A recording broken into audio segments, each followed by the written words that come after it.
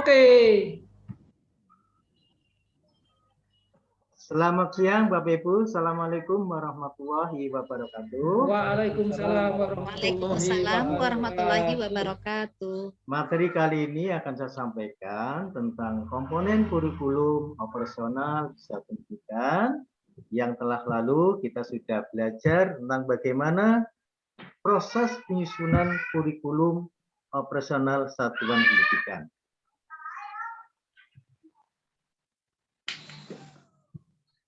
Selanjutnya kita melangkah ke bagaimana komponen ini terdiri dari apa saja, Kak? Yang pertama, karakteristik satuan pendidikan,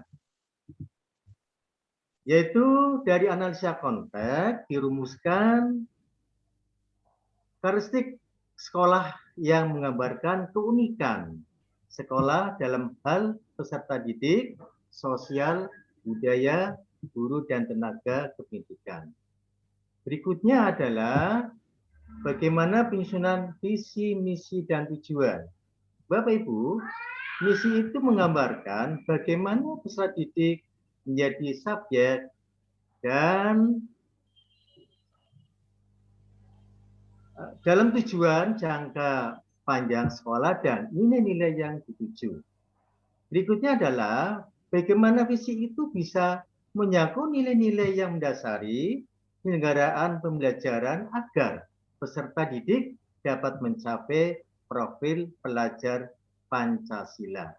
Sedangkan misi Bapak Ibu, misi harus menjawab bagaimana sekolah mencapai visi itu dan nilai yang penting untuk dipegang selama menjalankan misi.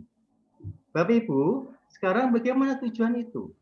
Tujuan akhir dari kurikulum sekolah yang berdampak kepada peserta didik berikutnya adalah bagaimana tujuan itu menggambarkan patok-patok atau milestone penting dan selaras.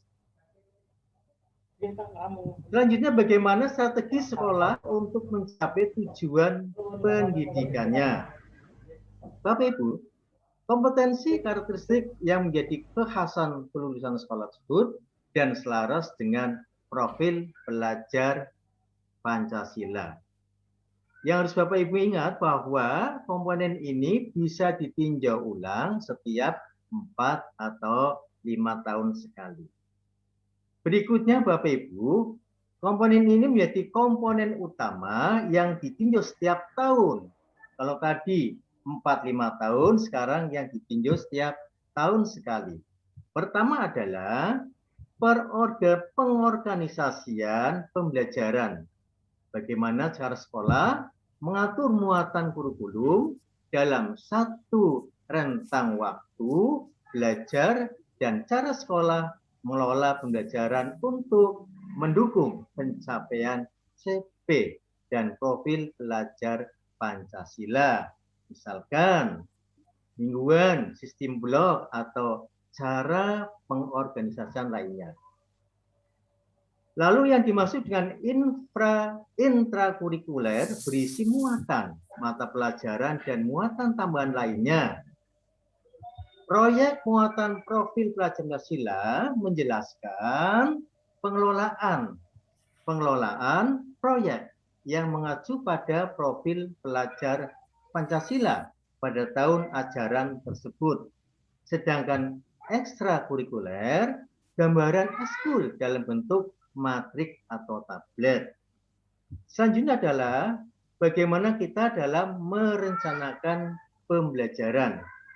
Bapak Ibu, rencana pembelajaran untuk ruang lingkup sekolah menggambarkan rencana pembelajaran selama setahun ajaran berisi alur pembelajaran atau unit mapping untuk sekolah-sekolah yang sudah menjalankan pembelajaran secara integrasi program prioritas satuan pendidikan. Lalu komponen ini menjadi komponen utama yang ditinjau setiap tahun. Berikutnya adalah pendampingan, evaluasi, dan pengembangan profesional. Kerangka ini bentuk pendampingan, evaluasi, dan pengembangan profesional dilakukan untuk peningkatan kualitas pembelajaran secara berkelanjutan. Yang terakhir adalah lampiran. Terdiri dari contoh-contoh rencana pembelajaran, ruang lingkup kelas, lalu contoh penguatan profil pelajar Pancasila. Ini merupakan adalah penjabaran pilihan tema dan isu spesifik yang menjadi proyek pada tahun ajaran tersebut. Berikutnya adalah referensi landasan hukum atau landasan lain yang kontekstual dengan karakteristik sekolah. Bapak Ibu, untuk lebih mendalami, Bapak Ibu, mari nanti kita bentuk beberapa kelompok, lalu buat tugas bagaimana cara menjabarkan visi, misi, dan tujuan yang mengarah kepada kebutuhan lingkungan dari sekolah yang Bapak Ibu ampu.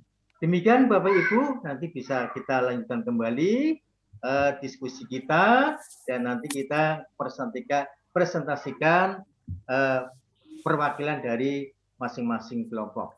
Terima kasih. Assalamualaikum warahmatullahi wabarakatuh. Waalaikumsalam warahmatullahi wabarakatuh.